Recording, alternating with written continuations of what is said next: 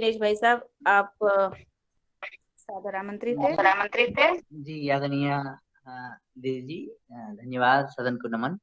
और जब जब तक मेरे ख्याल से अभी आदरणीय भाई साहब मुनीलाल जी लेफ्ट हुए हैं, हो सकता है वो संपर्क कर रहे हों मुख्य अतिथि से, तो तब तक हाँ कि आज हमारी योग कक्षा सुंदर रही। आदरणीय मुकेश जी ने सुंदर योग कक्षा कराई, और वो बता रहे हैं कि शादियों का माहौल है और फिर भी वो शोरगुल के बीच भी योग करा रहे हैं, एक दृढ़ प्रतिज्ञा तपस्वी की तरह योगस्थ होकर के। और आ, अब आज से 2 दिन बाद यानी 2 तारीख को, 2 मई को हम ऑनलाइन सेलिब्रेशन करेंगे इस उत्सव का कि हम 2 वर्ष पूरा करने जा रहे हैं। तो सभी आदरणीय सदस्यों से निवेदन है कि आपने जितने भी योग शिक्षकों को जोड़ा है, योग मुख्य अतिथियों को जोड़ा है, उनको अपनी अपनी तरफ से फोन करें ताकि वो जुड़े। बहुत सारी सदस्य वाह जैसे हम जी, जुड़ पाते हैं, नहीं जुड़ पाते हैं। आपके पास आदरणीय कुमार भवन सिंह जी का नंबर है? हाँ, मैं ट्राई करा, मैं ट्राई। हाँ, आप ट्राई कर दिए। तब तक हम हरिद्वार की तरफ ही चलते हैं। आदरणीय पवन कुमार सर को ही आमंत्रित करते हैं, वो आए और अपने मधुर शब्दों के साथ हमारे युगहार को, हमको सबको मार्गदर्शन दीजिए। आदरणीय श्री पवन कुमार सर।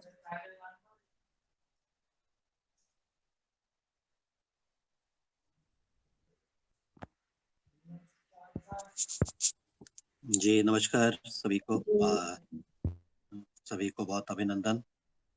आज की कक्षा बहुत अच्छी रही है और बहुत सारे नए तरीके से हमारे योग शिक्षक जब कराते हैं और काफ़ी मेहनत भी कराते हैं और उससे प्रेरणा भी मिलती है और हम कुछ जो कर लेते हैं उससे पसीना भी निकलता है। तो आज की कक्षा बहुत अच्छी तरीके से रही है। और अब जैसा अभी बातचीत हो रही है, अगले 2 दिन बाद 2 तारीख को हम योगाहार के 2 वर्ष पूर्ण कर रहे हैं। इस अवसर पर हमारे बहुत सारे मुख्य अतिथि और हमारे योग शिक्षक उन्होंने अपने संदेश भी दिए हैं। उस संदेश को वीडियो के रूप में संकलित किया जा रहा है और वो संकलन करते हुए जिससे हम समय का सदुपयोग कर सकें और बहुत सारे जो बातें हैं, जो उनकी शुभकामनाएं हैं, उसको हम सब लोग सुन सके। इस ध्येय के साथ ये वीडियो को आमंत्रित किया गया है। बहुत अच्छे संदेश आए हैं हमारे पास। तो हमें आशा है कि हम सब अपने स्तर से भी, जितने भी हमारे साथी हैं जो कि इस यात्रा में जुड़े रहे पिछले 2 वर्ष में, अपने स्तर से भी उनको जोड़ते हुए उनको अपने स्तर से भी आमंत्रित करने का प्रयास करेंगे। अब इसी क्रम में आज के हमारे मुख्य अतिथि भी आज उपस्थित हो गए हैं, कुमार बब्बन सिंह जी। तो उनसे अनुरोध है कि अपनी बात कहें। कल भी उन्होंने बात कही थी, उसी के क्रम में उनका स्वागत है। नमस्कार।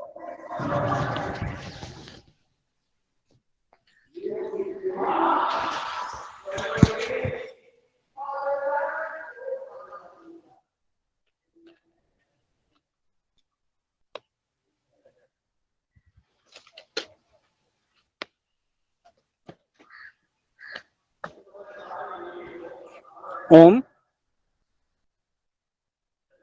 जी, ओम।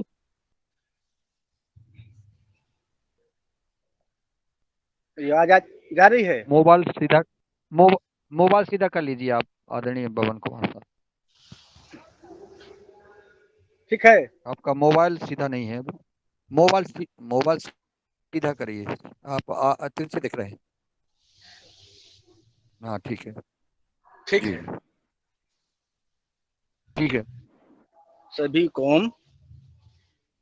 ओम। जो गुरु परम पूज्य स्वामी जी महाराज एवं अद्वैत के तत्कालीन धन्वंतरी कहे जाने वाले आचार्य कृष्ण जी के सूक्ष्म उपस्थिति को नमन। वंदन।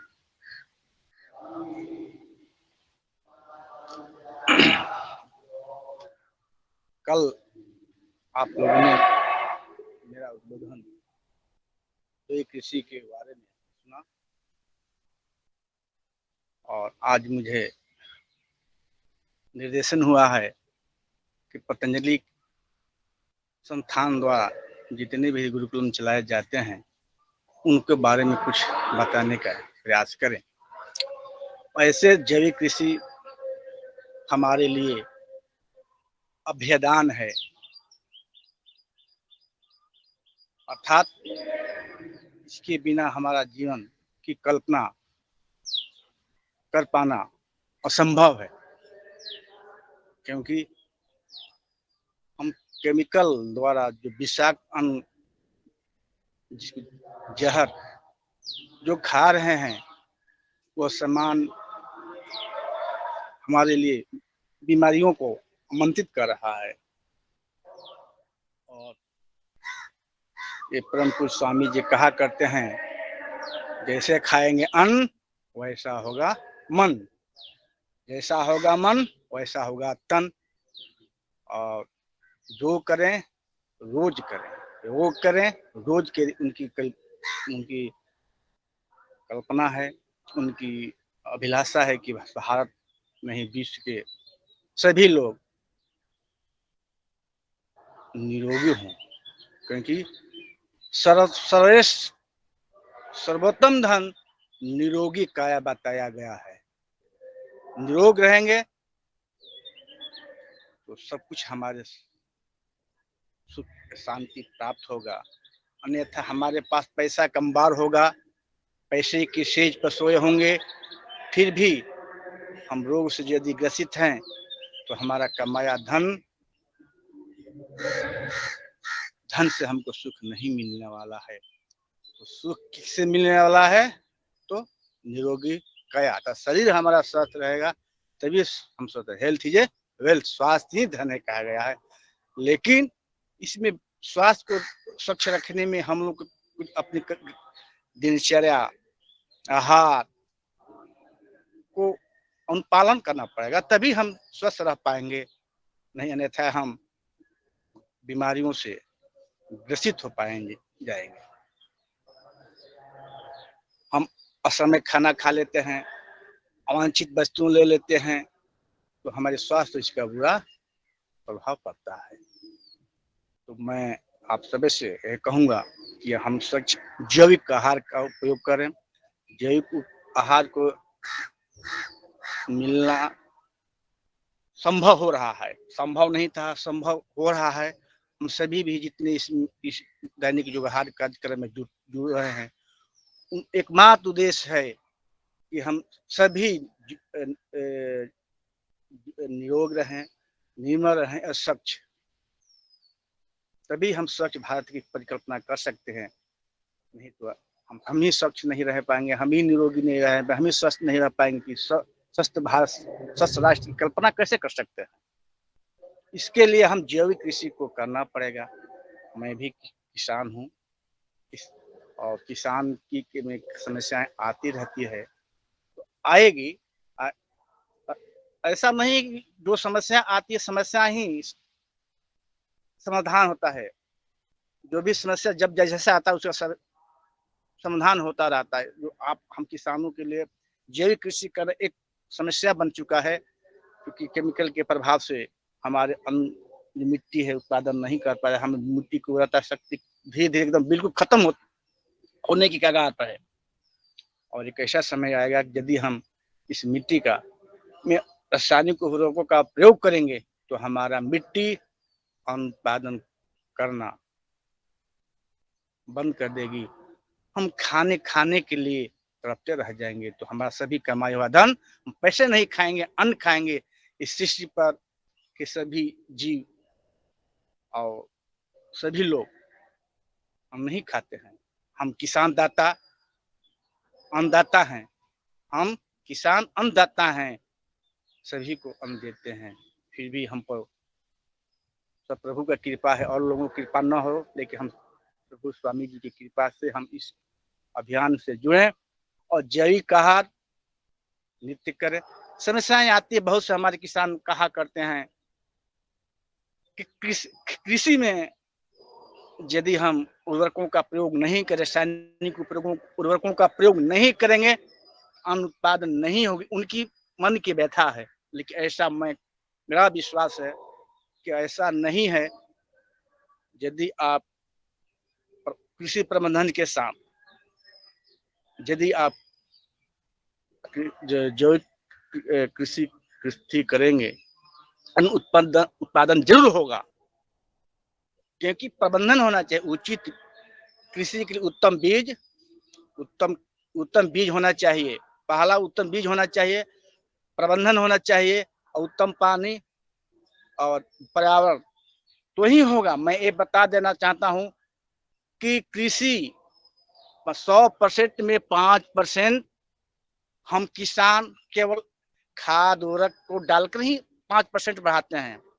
95% कृषि जो हमारा है ये प्रकृति के द्वारा होता है, जिसमें मिट्टी है, पानी है, सूरज का प्रकाश है।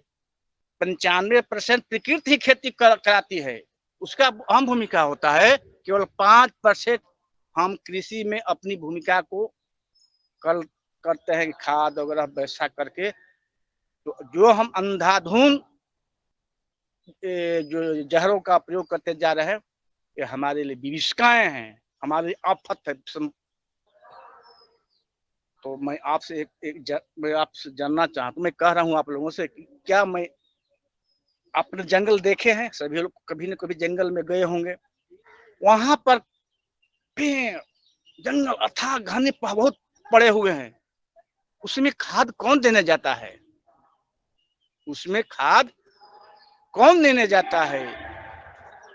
खाद प्रकृति। पहले हम मुख्य अतिथि के माध्यम से सुने थे, हर खेत पर मेड़, खेत पर मेड़ पर पेड़। उन्होंने अपने उद्बोधन में बहुत बताए थे पहले, उनका मैं नाम भूल रहा हूँ, पद्म विभूषण थे, प्राप्त व्यक्ति थे। तो जितने हम लोग पेड़ है, पेड़ में हर प्रकार की जो पत्तियां हैं, पेड़ की पत्तियां से हर प्रकार के आपको पोषक तत्व, नाइट्रोजन वगैरह प्राप्त हो जाता है और आपकी खेती होगी। लेकिन आप पेड़ का उपयोग करेंगे तब, पेड़ अपने खेत के मेड़ों पेड़ का उपयोग करेंगे तब, अन्यथा उत्पादन नहीं होने वाला है। और मैंने कहा ना कि जंगल में खाद कौन देना जाता है? कितने विशाल विशाल पेड़ होते हैं, कितनी शाखाएं होती, कितने वर्षों से। जो हम लोग के किसानों का, हमको भी एक मेरी भी वही बात थी जब आप लोगों की जैसे था। लेकिन कुछ पुस्तकों का अध्ययन करने के बाद, और ये जो वक्तव्य हमको बताए थे स्वामी राजीव दीक्षित जी, जो पहले 2010 से पहले उनका दूसरा सत्र राजीव दीक्षित हुआ करता था, जो पूर्णतः एक स्वदेशी की परिकल्पना थे, जो भारत के कहूँ कहे जाते थे। इस समय हम लोगों का दुर्भाग्य है कि हम से दूर हो गए, और हम से दूर हो गए। नहीं तो एक भारतीय कल्पना को, जो भारतीय स्वदेशी की परिकल्पना, वहीं अजीत दीक्षित जी के उद्बोधन से दूसरा सत्र यहाँ मुख्यालय में हुआ करता था, जिसके नाम पर आज भारत स्वाभिमान ट्रस्ट का जो कार्यालय है, मुख्य कार्यालय है, उन्हीं के राजीव दीक्षित भवन के नाम से संचालित है। तो मैं अब कुछ अपने विषय में पाना चाहता हूँ, जो मुझे निर्देशित किया गया है कि मैं आप लोगों के बताना चाहते हैं कि स्वामी जी, परम पूज्य स्वामी जी के माध्यम से अपने भारतवर्ष में अंग्रेजी शिक्षा पद्धति को मुक्ति दिलाने के लिए, भारतीय सनातन धर्म को लागू करने के लिए और भारत को विश्व गुरु बनाने की परिकल्पना से अब उन्होंने अपने संस्थान द्वारा पतंजलि गुरुकुलम, आचार्य गुरुकुलम, वैदिक गुरुकुलम, वैदिक कन्या गुरुकुलम, ग्लोबल विश्वविद्यालय अर्थात अंतर्राष्ट्रीय विश्वविद्यालय की परिकल्पना किए हैं, जो सर्वप्रथम आचार्य कुलम का स्थापना हुआ था, और जहां मैं मुझे निर्देशित है कि एज की बताने की कृपा की जाए, तो मुझे ये बताना है कि वहाँ जो भी भारतीय आचार्य कुलम में एडमिशन करना चाहते हैं उनके लिए 5वीं में एडमिशन होता है और 11वीं तक उसकी पढ़ाई होती है। वहाँ सीबीएसई की पढ़ाई होती है, सीबीएसई पैटर्न में पढ़ाई होती है। 5वीं क्लास में एडमिशन के लिए 5वीं में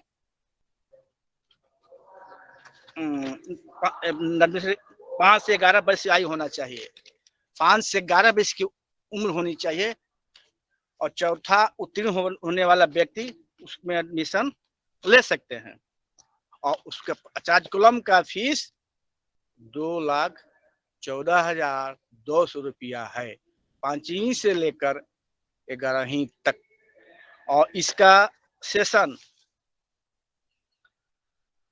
नवंबर दिसंबर में शुरुआत होता है वहाँ, और पहले रजिस्ट्रेशन होता है। रजिस्ट्रेशन के बाद जिसका रजिस्ट्रेशन शुल्क लगता है 1275 रुपये, और रजिस्ट्रेशन के बाद अपने हर जिले नहीं हर राज्य में, जम्मू दिल्ली चंडीगढ़ बहुत हर राज्य में उनका एक सेंटर होता है, वहाँ पर बच्चों का फिर वहाँ पर काउंसलिंग होता है। वहाँ से जो बच्चे पास कर आते हैं तो मुख्यालय में आकर उनका एडमिशन होता है। ये व्यवस्था 5वीं से लेकर 11वीं तक है। दूसरा है पतंजलि गुरुकुलम। पतंजलि गुरुकुलम 3 संस्थाएं स्वामी जी द्वारा संचालित हो रहे हैं। पतंजलि फेज 2 में पतंजलि गुरुकुलम है जो बच्चों के लिए है। पतंजलि कन्या गुरुकुलम बच्चियों के लिए है, बेटियों के लिए है। और एक है पतंजलि गुरुकुलम जो पहाड़ियों में देवप्रयाग में बना हुआ है, जहां बनवासी के अनाथ बच्चों की शिक्षा 2018 से दी जा रही है। जो एक आपने सुना होगा केदारनाथ में प्राकृतिक प्रलय आया था, जहाँ के जिनके बहुत से माता पिता वहां से विलुप्त हो गए, कलवित हो गए, उन बचे हुए बच्चों को स्वामी जी वहाँ एक पहाड़ में हम लोग वहाँ पर गए थे बहुत पहले 2018 के समय। वहाँ मेरा भी बच्चा वहाँ पर अध्ययन कर रहे थे 5वीं में। एकदम रमणीक जगह में पहाड़ में एक कैसी स्वामी जी की कल्पना है, जो जिसके माता पिता इस धराधाम को छोड़कर चले गए, उन बच्चों को पढ़ाने के लिए एक पहाड़ में व्यवस्था कर दिए हैं। और वहां बच्चे बिल्कुल वीआईपी व्यवस्थाओं के तहत बच्चे की पढ़ाई की जाती है। और वहां के बच्चे को वेद वगैरह पूरे जो हमारे ग्रंथ की पढ़ाई की जाती है। और कितनी जो वहाँ ऐसे बच्चों को शिक्षा दी जाती है, न किसी का नाम, किसी का माता के हमें पिता हैं, उन बच्चों को अनाथ लोगों की शिक्षा दी जाती है। और ये स्वामी जी की सबसे बड़ी व्यवस्था में एक मैं देखता हूँ कि धर्मनिरपेक्ष भारत की परिकल्पना, हमारे भारत को धर्मनिरपेक्ष देश माना जाता है, लेकिन सच्ची मामले में धर्मनिरपेक्ष की बात स्वामी ही जी करते हैं। अन्यथा हमारे नेतागण जाति विभेद में हमको अगड़ी या पछड़िया ऐसे विभिन्न जातियों में विभेद कर देते हैं। लेकिन स्वामी जी ऐसा कभी, यहाँ जब भी आप यहाँ गुरुकुलम में आए होंगे, शिविर में आए होंगे, किसी अपने बच्चों को एडमिशन भी कराते होंगे, वहाँ किसी भी व्यक्ति का जाति का जिक्र नहीं किया जाता है। कहीं भी किसी व्यक्ति की जाति की जिक्र नहीं की जाती है। ये एक धर्मनिरपेक्ष एक पहचान है। दूसरा इसके बारे में गुरुकुलम है पतंजलि गुरुकुलम में भी उम्र 5वीं में एडमिशन होता है, 11वीं तक पढ़ाई की जाती है। और इसका उम्र वही है 5वीं के लिए 5 से 11 बरस फी है। फी का स्ट्रक्चर है टोटल। पहले जो शुरुआत हुआ था फीस, उस समय 24,000 रुपया लगता था। मेरे बच्चों को भी 24,000 रुपया लगा करते थे। लेकिन आज समय के दौरान आज वो जो फी है 1,00,000 रुपया ईयरली है। 1,00,000 में आपके बच्चे की हर सुविधाएं, कपड़ा, आवास, शिक्षा, मेडिसिन, सबकी व्यवस्था उसमें की जाती है। जो पतंजलि गुरुकुल में जो बच्चे पढ़ते हैं, हम चाह कर भी हम कोई भी व्यक्ति चाह कर भी उस व्यवस्था को अपने यहाँ नहीं कर पाएगा, क्योंकि वहां पर जिनका मार्गदर्शन दिया जाता है उन बच्चों को ऋषि आचार्यगण पढ़ाते हैं और एक प्रकृति के वातावरण में पढ़ाते हैं। हमारे पास पैसा होकर भी उस व्यवस्था को, उस माहौल को हम नहीं दे पाएंगे। 1,00,000 जो व्यवस्था है, फी है साल का, उसमें भी कैटेगरी है। कैटेगरी ये है कि जो बच्चे 70% रिजल्ट लाते हैं, उनकी फी में 50% डिस्काउंट हो जाता है, अर्थात 50,000 रुपया ही लगेगा। और जिनका 70 और 80, 70 और 90 के बीच में है परसेंटेज, 70 और 90 के बीच में उनको 70% डिस्काउंट किया जाता है। और जिनका 90 प्लस 90 95 वगैरह 90 से 95 तक के बीच रहता है, उन बच्चों की फीस निःशुल्क होता है। यहाँ तक कि जो बच्चे पतंजलि गुरुकुलम में पढ़ते हैं, इस फीस के अलावा उनको स्वामी जी एक टारगेट देते हैं कि आप इतना श्लोक याद कर लेंगे, गीता पाठ कर लेंगे तो आपको इतना इनाम देंगे। 15 से 20 हजार रुपये बच्चे को इनाम के रूप में दिया जाता है, प्रोत्साहन के रूप में दिया जाता है, ताकि बच्चों का मनोबल बढ़ सके। तो हर बच्चों को 15 से 20,000 25,000 रुपया गीता गुरु का कंठस्थ करने पर फीस में रिफायत की जाती है। और पतंजलि गुरुकुलम कन्या बच्चों के लिए अलग है, यहाँ भी फेज 2 में भी है, वहां भी आपको मैंने बता दिया।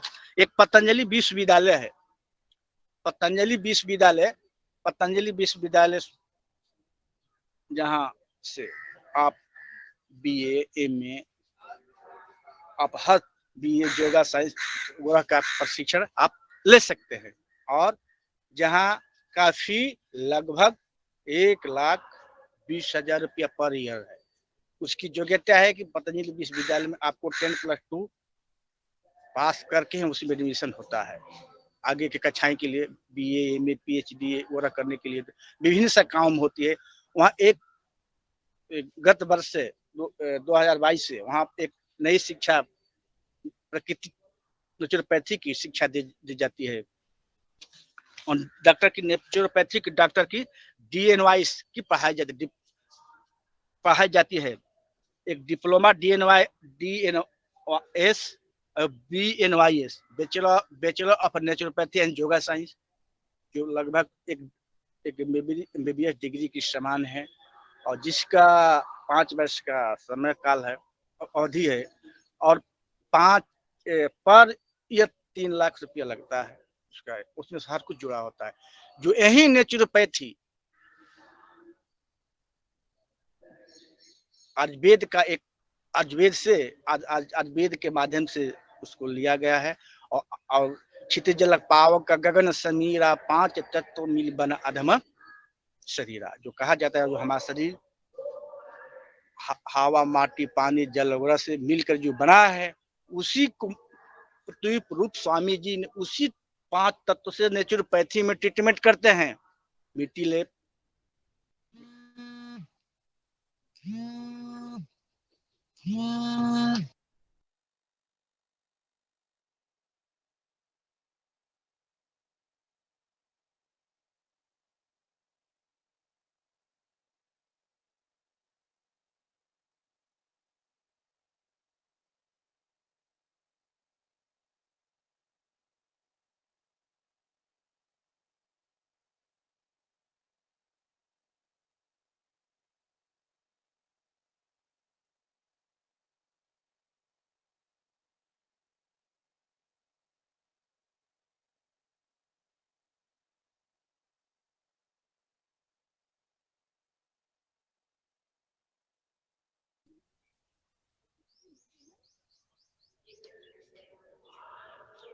हेलो जी आ गई,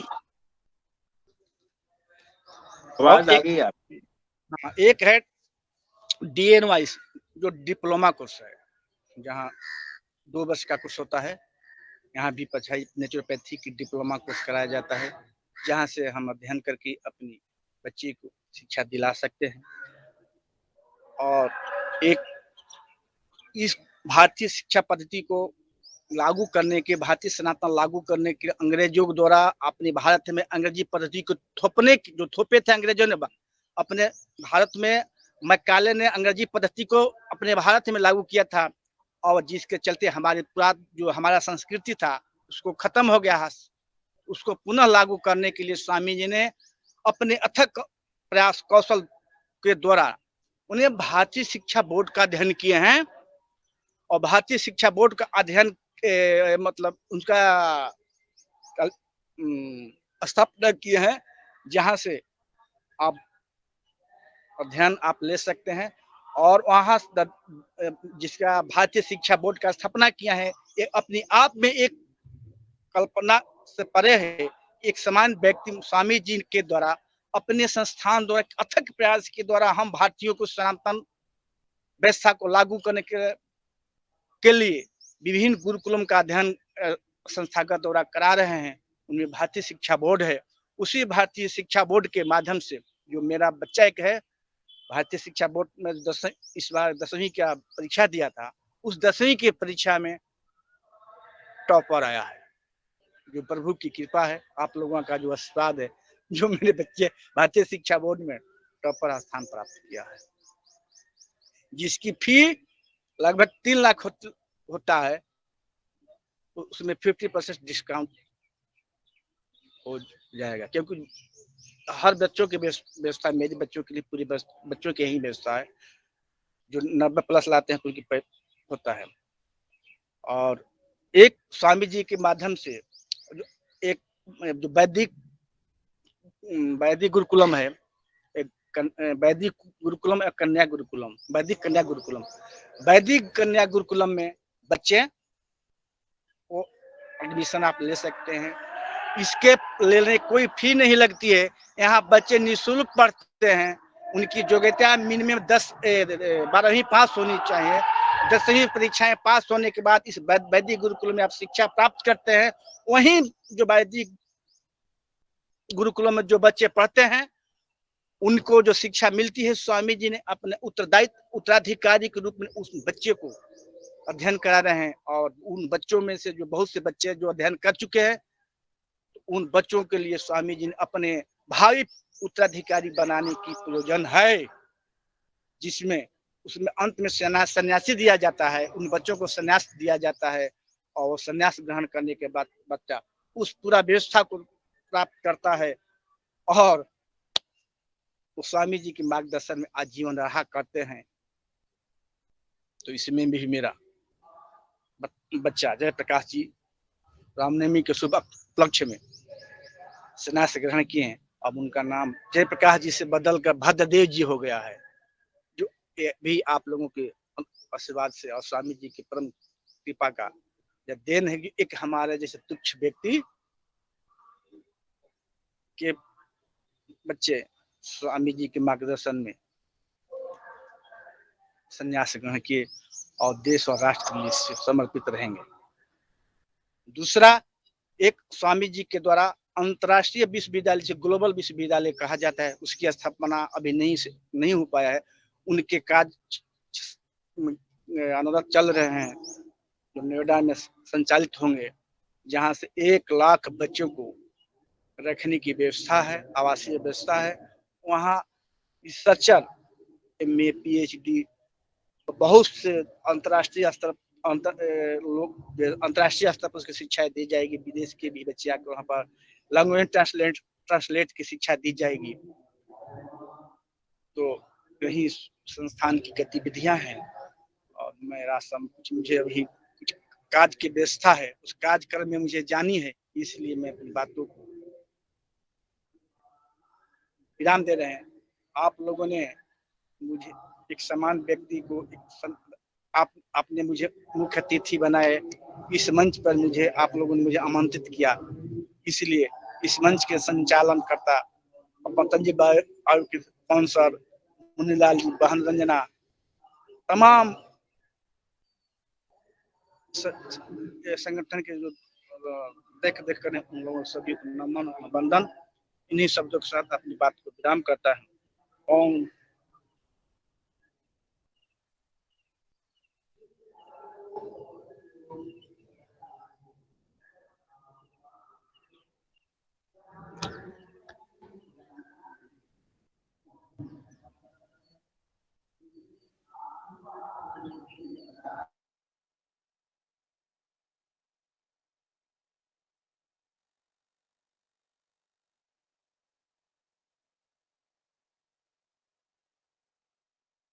जी, आदरणीय मुख्य अतिथि जी ने आज हमारी अनुपम नवीनतम व्यवस्था शिक्षा की हमारी संस्थान पतंजलि द्वारा जो आगे बढ़ रही है उस पर बात रखी। आदरणीय मुन्नीलाल जी भाई साहब के पास पहुंचते हैं।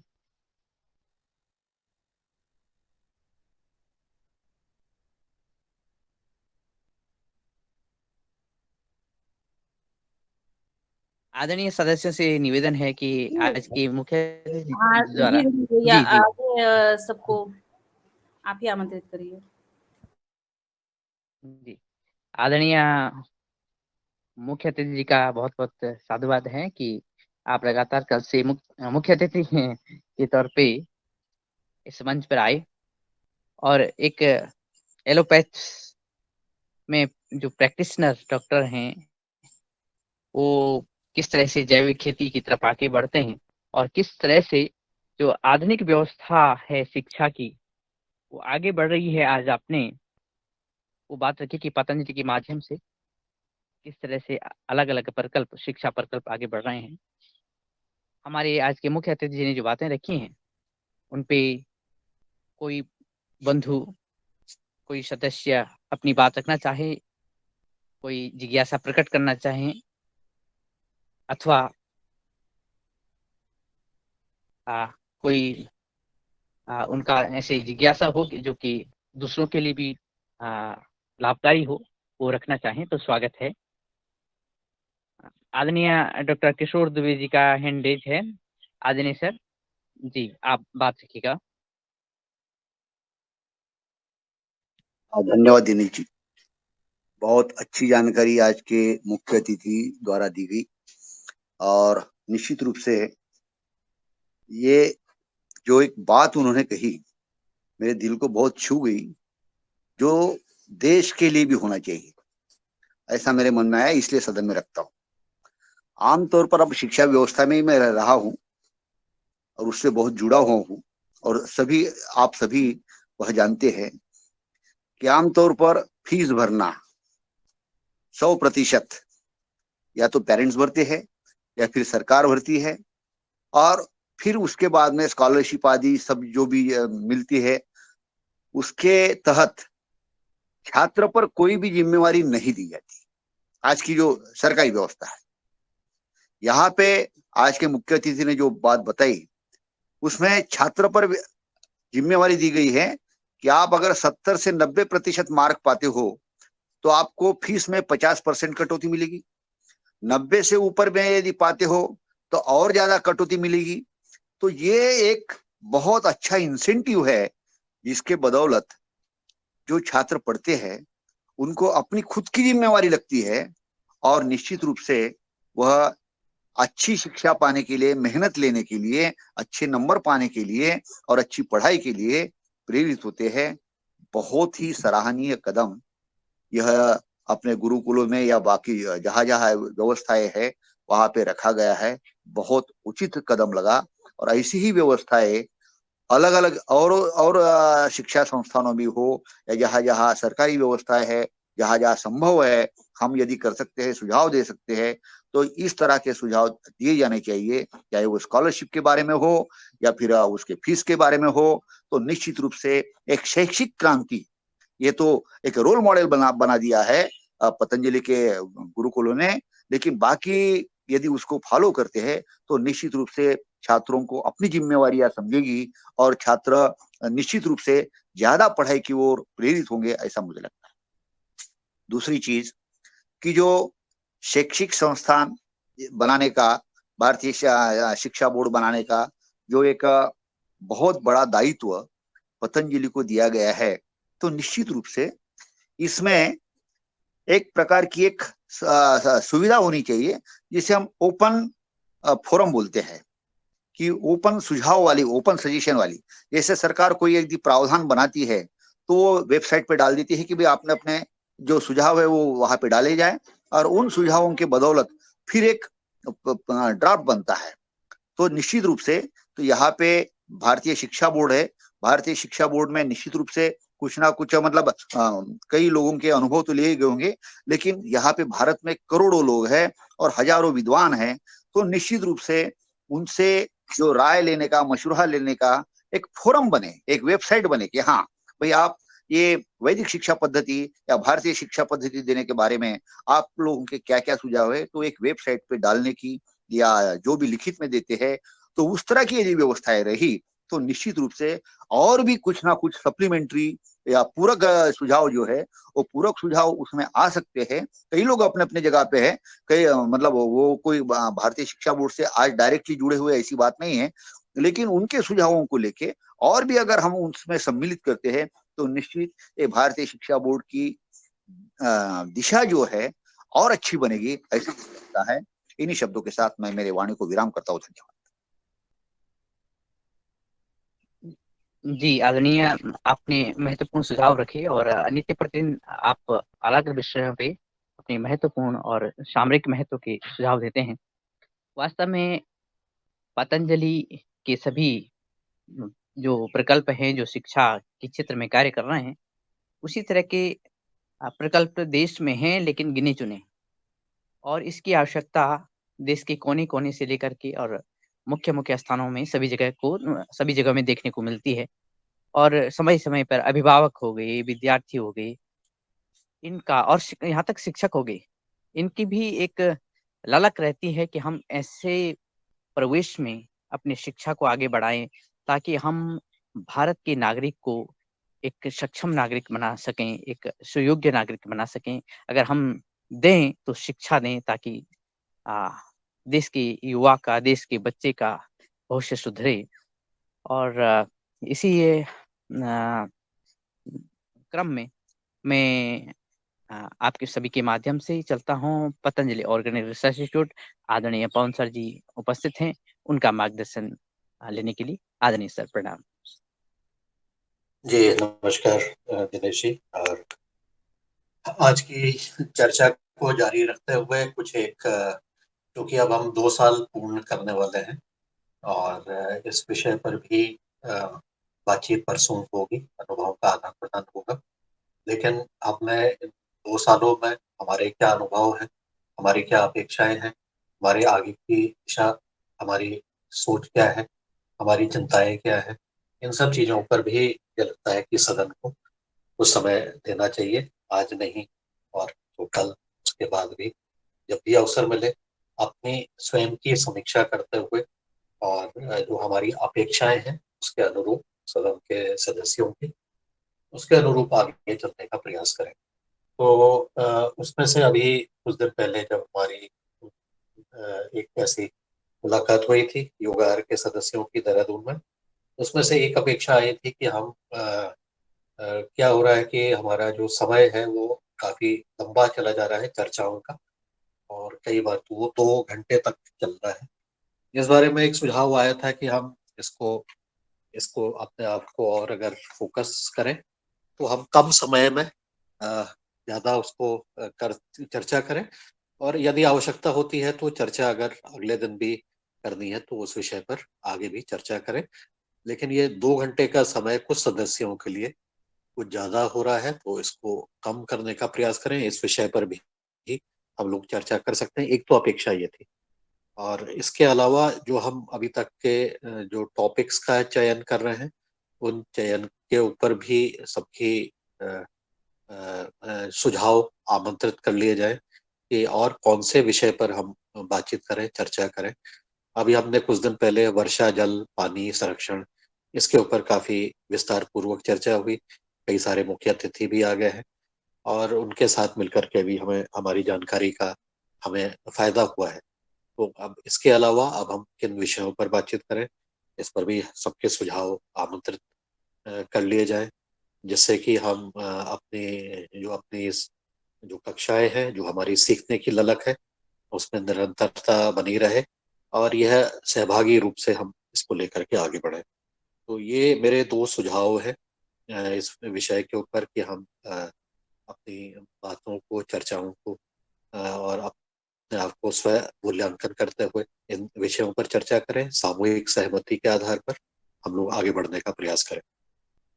इसके साथ ही जैसा कि हम बात करते हैं और कई बार सुझाव भी आमंत्रित किए जाते हैं, मैंने इसको बड़े करीब से देखा है कि हमारे संस्थान में भी और अन्य जगह पर भी कई सारे लोग आके समय समय पर अपने सुझाव, अपने जो है ना कुछ करने की इच्छाएं लेकर के आते हैं और हमारे शीर्षतम नेतृत्व से आकर के मिलते हैं। कई बार मैंने अनुभव किया और देखा भी है और क्योंकि उनमें से कई लोग फिर हमारे संपर्क में भी आते हैं। हमने देखा कि उसको जो हमने और डिटेलिंग की, उनसे प्रश्न पूछे, उनसे सवाल किए, उसके बारे में और जानने का प्रयास किया, तो ये महसूस हुआ कई सारे केसेस में कि जो लोग आ रहे हैं उनके जो सुझाव हैं या उनके जो विचार हैं या उनके जो भी वो बता रहे हैं, उसमें उनका भी एक निहित स्वार्थ छिपा हुआ है और इस निहित स्वार्थ होने की वजह से कई बार जो चीज बता रहे हैं शायद बढ़ा चढ़ा के बता रहे हैं, शायद उसमें कुछ और मंशा छिपी हुई है। तो ऐसे चीजों को ऐसे कई बार और ऐसा कई बार हो भी चुका है कि कई लोग आकर के अनावश्यक रूप से फायदा लेकर के, जिसमें पैसा भी इन्वॉल्व है, ये सब चीजें भी इन्वॉल्व है, उसको करते हुए भी उन्होंने दुरुपयोग किया। तो ऐसा कई बार हमने स्क्रीन किया, हमने स्क्रीन करके देखा, हमने पाया कि वो तो जो बता रहे थे उसको उसके कागज भी जब निकाले तो उसमें उतनी गड़बड़ी पाई गई और इस वजह से फिर हमने अपने सुझाव आगे भी बढ़ाए कि ये चीजों में तो जरा रिस्क है और हमें रिस्क नहीं लेना चाहिए। अपने संस्थान की इमेज के साथ, उसके क्रियाकलापों के साथ ये चीजें हमें करनी चाहिए, ये चीजें नहीं करनी चाहिए, ऐसे सुझाव भी कई बार हमने देने का प्रयास किया हुआ है। तो कहने का मतलब ये है कि कई बार और हमारे इस मंच में भी कई बार मैंने देखा, कुछ बार मैंने देखा, कई बार तो नहीं है, कुछ एक बार ऐसे इंस्टेंस आए कि उन्होंने कहा कि हम ऐसा है, ये है, लेकिन उसके पीछे भी कुछ निहित स्वार्थ जरूर छिपा हुआ था। तो हमें हर एक चीज को कसौटी के ऊपर उसको परखना है, हर एक चीज को परखने की बहुत आवश्यकता है और उस कसौटी के आधार पर ही हम उसको आगे ले जाने का प्रयास करें। इस मंच के माध्यम से भरसक यही प्रयास किया गया कि सभी को हम सम्मान भी दें, सभी को हम उचित उस तरह रखें, लेकिन जो भी चीजें बताई जा रही हैं उसको एक तो उसमें किसी भी तरह का एक आर्थिक पहलू अ, उसको कम से कम जोड़ते हुए बातें बताई जाए तो उसको उसमें रहती है और इसीलिए इस फोरम को एक स्वैच्छिक रूप देने का भी प्रयास किया गया है कि इसमें वही लोग जुड़ने का प्रयास करें जो कि स्वेच्छा से काम करें और वही लोग जुड़ें जो कि अपने विचारों के माध्यम के रूप में भी पूर्ण रूप से बिल्कुल स्वच्छ रहे और किसी भी तरह का कोई ऐसी चीज नहीं आए जिससे कि हमें इसका दुरुपयोग हो सके। तो ऐसा ऐसा इन चीजों पर भी हम आने वाले समय पर अवलोकन करें और बातचीत करते हैं। मुझे लगता है कि इस मंच के अब जब 2 वर्ष पूर्ण हो रहे हैं तो हमें अपना आत्मसात करते हुए आगे बढ़ने की राह को हमें स्वयं चुनने का एक अवसर है, इसका हमें सदुपयोग करना चाहिए। इतना कह के मैं अपने वाणी को विराम देता हूँ। चर्चा को जारी रखें दिनेश जी, आगे मंच को नमस्कार, धन्यवाद। जी आदरणीय, धन्यवाद। महत्वपूर्ण सुझाव आपने दिए हैं, महत्वपूर्ण मार्गदर्शन।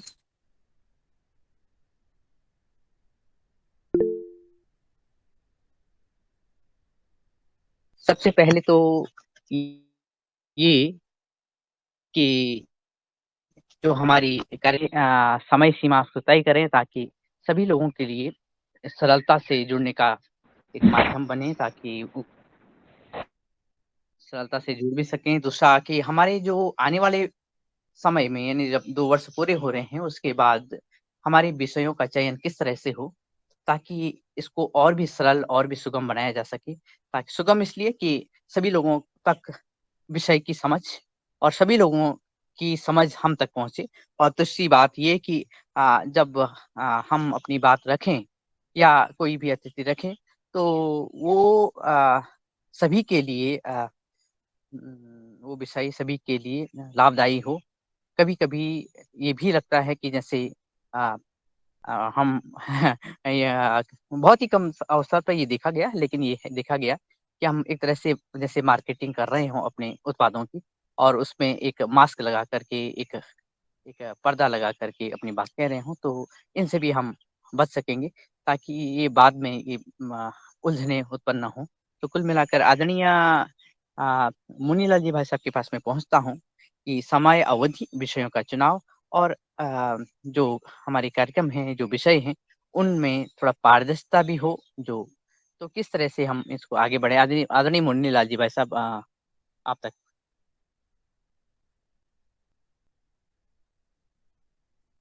संभवतः उन तक आवाज़ नहीं पहुँच रही है। तो आदरणीय भुवनेश्वर राय सर, आप नित्य निरंतर इस कार्यक्रम को आगे बढ़ाने में अपनी दिनेश महती भूमिका दिनेश निभा भैया मैं आदरणीय क्षमा क्षमा चाहती आद हूँ, 1 मिनट कुछ कहना चाहती हूँ। ज़रूर, ज़रूर, स्वागत दीदी, स्वागत।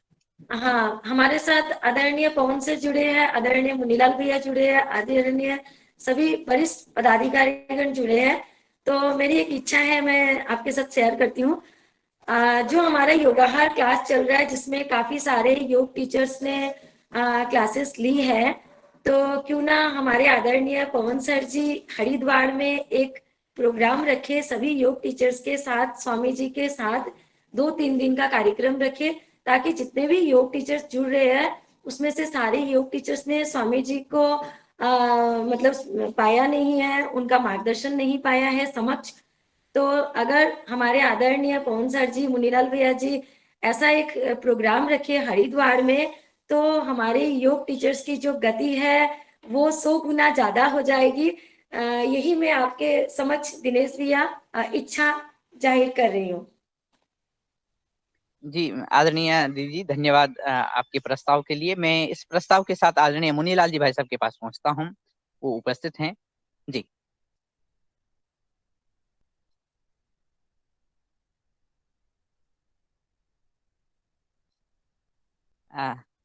संभवतः सर आप तक आवाज़ पहुँच रही है आदरणीय मुनीलाल जी भाई साहब? आवाज मेरी आ रही है आवाज? जी, जी, अब आ रही, हाँ जी।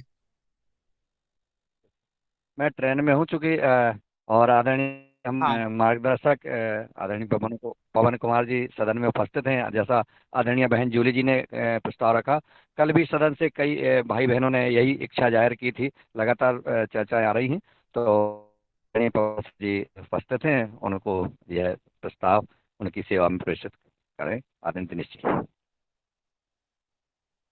हाँ जी, आदरणीय पवन सर तक ये हमारी आवाज़ पहुँच रही हो, तो आज जूली बहन ने एक प्रस्ताव रखा, तो इसमें क्या संभावनाएं हैं? और संभावनाएं तो असीम हैं आने वाले समय में, लेकिन हाँ, अभी आपका मार्गदर्शन। जी नमस्कार। जूली जी का स्वागत है, विचारों का स्वागत है। बिल्कुल, उसमें कोई संशय नहीं है कि सबकी मिलने की बड़ी इच्छा है। कई सारे लोगों ने अलग अलग रूप से मिलकर के कई सारे कार्यक्रम बनाए भी, लेकिन मैंने पहले भी इस बार पर हमने चर्चा की है, तो मैंने तो ये कहा है कि हम प्रयास करेंगे और ऊपर वाले के हाथ में छोड़ रहे हैं कि कब ये मौका आएगा। पहले भी हमने इस चीज को कहा है, और जब भी ऐसा अवसर आएगा तो निश्चित रूप से यह काम स्वतः ही हो जाएगा, ऐसा मेरा मानना है। प्रयास इसके लिए हम जारी रखेंगे। आप सबसे भी अनुरोध है कि आप भी जब भी ऐसे अवसर मिलते हैं, जब कि आपके जिले स्तर की, राज्य स्तर की कार्यकारिणी होती है पतंजलि की, भारत स्वाभिमान की। तो ऐसे विचार आप वहाँ पर भी दें, तो कुल मिलाकर के एक माहौल बनेगा और इस माहौल का हम सब लोग साथ मिलकर के एक अनुभव लेंगे। अभी वर्तमान में हमने पहले भी ये कई सारे हमारे साथियों ने ये भी कहा था कि हम 2 वर्ष पूर्ण होने पर कहीं पर मिलें और इसके लिए कुछ प्रोग्राम बने भी, सुझाव भी आए, और लेकिन अभी कुछ इसमें ठोस क्रियान्वयन नहीं हुआ। और उसमें यह भी हुआ कि हम किसी दूसरी जगह पर जाके मिलें, जैसे कि हमने अभी नर्मदापुरम में एक कार्यक्रम हुआ था हमारा 525वां। तो उस तरह के भी कई सारे सुझाव आए थे और हम आने वाले समय पर इसको जरूर, जब भी इसका समय आएगा तो जरूर स्वतः ही इसमें सारे कार्य होंगे, ऐसा मेरा मानना है।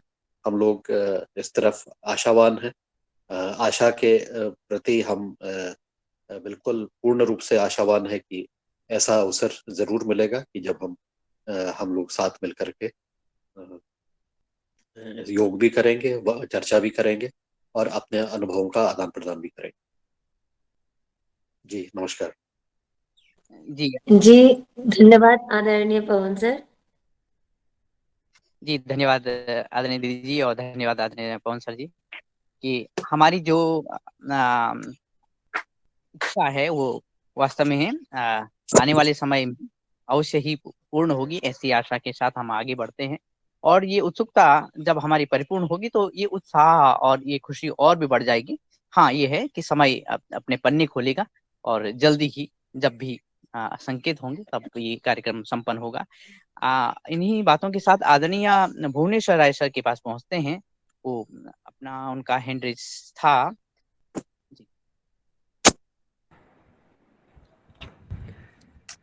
धन्यवाद आदरणीय दिनेश जी। सबसे पहले तो आज इस योगाहार कार्यक्रम में उपस्थित सभी महानुभावों का मैं हृदय से अभिनंदन करता हूं।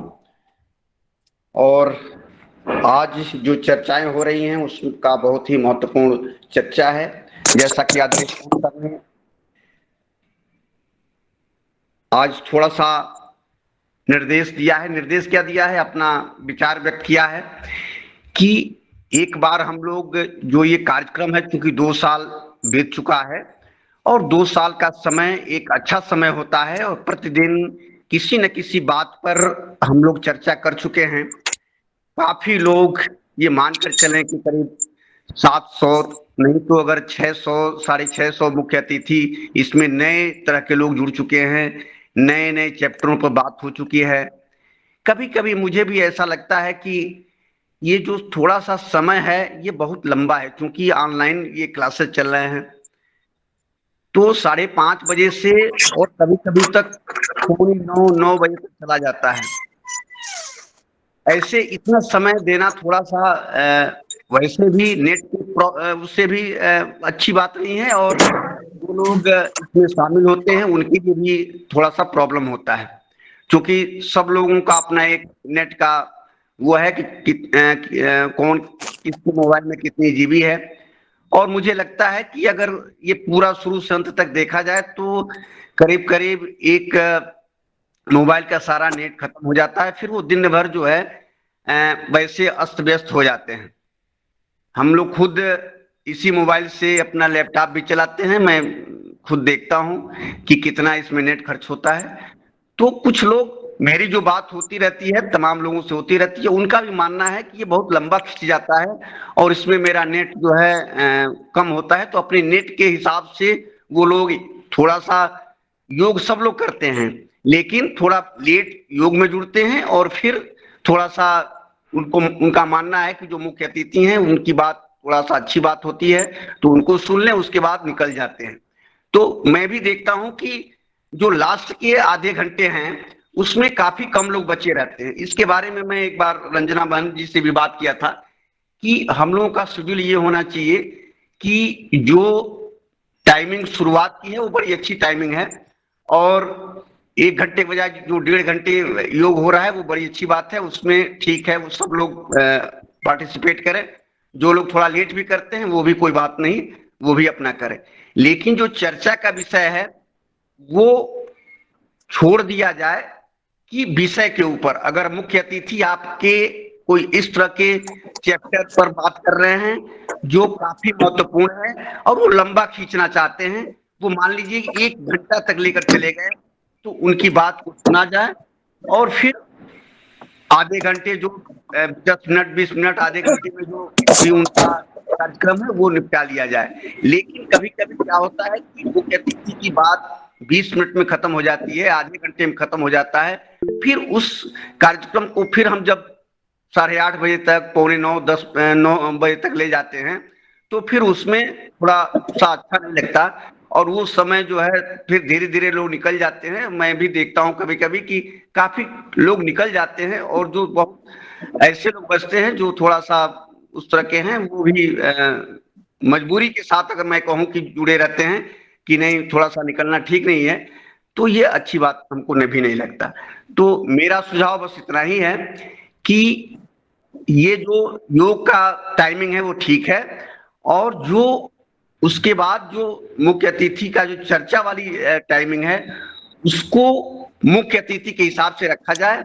वैसे इसको 1 घंटे में समेटने की कोशिश की जाए 8 बजे तक ही, इसलिए कि ज्यादातर मुख्य अतिथि 30 से 35 मिनट 40 मिनट तक बात करते हैं, उसके बाद वो छोड़ देते हैं और 20 मिनट में उनकी बातों को चर्चा, उनका प्रश्न उत्तर हो जाए। कभी किसी की बात ले लिया जाए, कभी किसी की बात ले लिया जाए, धीरे धीरे सबका सम्मान भी बना रहेगा और सबकी बातें भी होती रहेंगी। जो लोग उत्सुकता से अपनी बात कहना चाहते हैं, एंड्रेज करते ही हैं, उनकी बात हो जाएगी। अनावश्यक रूप से ज्यादा लंबा समय खींचना ठीक नहीं है। बस इतना ही मेरा सुझाव था। धन्यवाद। जी आदरणीय सर, आपने सुंदर बात रखी और आपने कहा कि योग का समय जो है वो मेरे ख्याल से आदरणीय पवन सर का हैंड रेज है या फिर माइक ऑन है, वो कहना चाह रहे हो। जी स्वागत। अच्छा जी तो आपने कहा कि योग का समय जो है वो नियत रखा जाए और जो चर्चा का विषय है वो मुख्य अतिथि और विषय के आधार पर हो, ताकि लगे कि अगर जो मुख्य अतिथि जी अपना विषय लगभग आधे घंटे से आगे बढ़ा रहे हैं तो उनको सुना जाए और अगर वो आधे घंटे से कम समय में अपना विषय संपन्न करते हैं तो उस पर चर्चा की जाए, ऐसी आपने बात कही है। अन्य सदस्यों से निवेदन है कि आदरणीय आदरणीय गुरु जी रविशन मेहरा जी, जी आपका सुझाव आमंत्रित। जियो सदन को नमन।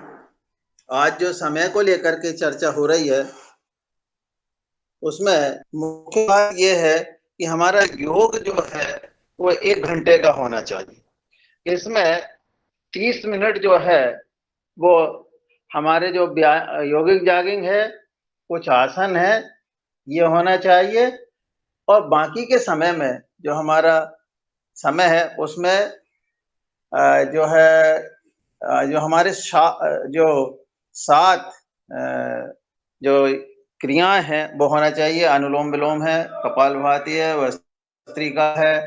ये यदि हम करेंगे तो ये बैलेंस बनता है। और यदि हम प्राणायाम एक बार क्या है, या तो हम बहुत ज्यादा शारीरिक उस पर ध्यान दे रहे हैं और लगातार 1-1 घंटा जो है केवल उसी पे आसन और यौगिक जॉगिंग और इसमें लगे, जिसे हम कहने की बात, परंतु हमको जो है वो प्राणायाम पर ध्यान केंद्रित करना चाहिए। विशेष करके यदि कोई रोगी है, कोई इस तरह के लोग हैं, वो अलग से करें, वो एक अलग बात है। दूसरा, हमारा कुल 40 मिनट का संभाषण होना चाहिए मुख्य अतिथि महोदय का। 20 मिनट में उनके प्रश्नोत्तर होना चाहिए। कुछ चीजें बचती है तो उनको निरंतर रखा जाए, अगले दिन दिया जाए और अगला दिन दिया जाए। मतलब 3 दिन भी ये कार्यक्रम एक मुख्य अतिथि को हम 3 से 4 दिन भी दे सकते हैं, पर समय बच जाएगा। तो इसमें क्या होगा कि समय की बचत होगी। अभी समय बहुत ज्यादा, इसको पहले भी बात हुई है, और हमारा जो शेड्यूल है वो योग का और प्राणायाम का, आसन प्राणायाम योगिक जॉगिंग का, ये बना लेना चाहिए। जो बना हुआ है वैसे तो 45 मिनट का ही बना हुआ है, 45 में हम ये सब कर सकते हैं, यानी 45 मिनट भी यदि व्यक्ति करता है तो वो स्वस्थ रहता है। और उसके लिए बना हुआ एक फॉर्मेट है, उसको और भी अपन डेवलप कर सकते हैं कि कितने मिनट क्या काम होगा। जी ओम, सदन को नमन। जी आदरणीय आपका धन्यवाद। आपने कहा कि अगर हम योग की बात कहें तो 1 घंटे का समय पर्याप्त है और 30 मिनट जोगिंग जो आसन होते हैं उसमें लगाया जाए, और जो 30 मिनट हैं वो उसके सही योग है, दूसरी जो योग की क्रियाएँ हैं उसमें लगाया जाए। साथ में आपने कहा कि जो 35 मिनट का हमारा जो संभाषण होता है मुख्य अतिथि के द्वारा, और बाकी समय प्रश्नोत्तरी का या फिर चर्चा महत्वपूर्ण हो तो दूसरे दिन भी हम मुख्य अतिथि को बुला सकते हैं। और मुझे लगता है कि बहुत बार ऐसे होता है कि मुख्य अतिथि एक ही दिन का समय देते हैं, तो जो चर्चा उन्होंने छोड़ दी है तो अगले दिन हम उस पे चर्चा कर सकते हैं। आदरणीय मीनपाल सिंह जी का हैंड रेज है, आप स्वागत है सर। मेरा सदन को प्रणाम। आज के दूसरे दिन हमारे कुमार बब्बन सिंह मुख्य अतिथि का भी धन्यवाद। तो ये महत्वपूर्ण चर्चा चल रही है समय पर, इसको ध्यान में रखते हुए बहुत ही अच्छी चर्चा है ये, और आगे से 2 साल पूरे होने के बाद पे इस पे विचार विमर्श करेंगे। समय निर्धारित होना चाहिए। तो मैं भी सुन रहा हूँ, थोड़ा लेट जुड़ा हूँ, इसलिए जो हमारा योग का समय है 45 मिनट, उसमें 45 मिनट में काफी योग हो जाता है। जो बीमार है व्यक्ति वो अधिक समय तक भी वो फिर भी कर सकता है। लेकिन जो चर्चा है मुख्य अतिथि की, जो हमारे जल पर्यावरण पर है, जल संरक्षण पे है, पर्यावरण संरक्षण पे है, और जो प्राकृतिक खेती पे है, उस पे अगर 45 मिनट का मुख्य अतिथि को टाइम दिया जाए और 45 मिनट की जो प्रश्न उत्तरी है उसका हो जाए तो बहुत ही अच्छी बात है। और अगर महत्वपूर्ण चर्चा है हमारे मुख्य अतिथि की तो उसको और अगले दिन टाइम दिया जाए, इसलिए मेरा यही प्रस्ताव है। और सदन को प्रणाम, धन्यवाद। जी धन्यवाद आदरणीय, आपने कम समय में अपनी बात रखी और साथ में कहा कि हमें समय निर्धारित करना ज़रूरी है, और 45 मिनट योग के लिए आपने कहा है, और साथ में चर्चा का विषय आपने थोड़ा बढ़ाया है, और कि 45 मिनट तक मुख्य अतिथि बोलेंगे, उसके बाद प्रश्नोत्तरी होगी या फिर अगले दिन भी इस पे चर्चा हो सकती है। जी आपका धन्यवाद है। अन्य सदस्यों से निवेदन है कि वो आज की जो हमारी चर्चा हो रही है कि हमारे आने वाली 2 वर्ष के आगे समय अवधि, विषयों का चुनाव, और किस तरह से हम इस कार्यक्रम को और अच्छे ढंग से जिस तरह से आपने बढ़ाया आगे बढ़ा रहे हैं। इसी क्रम में आदरणीय रवि आदित्य जी का हैंड रेज है, आपका स्वागत सर। जी बहुत बहुत धन्यवाद दिनेश जी।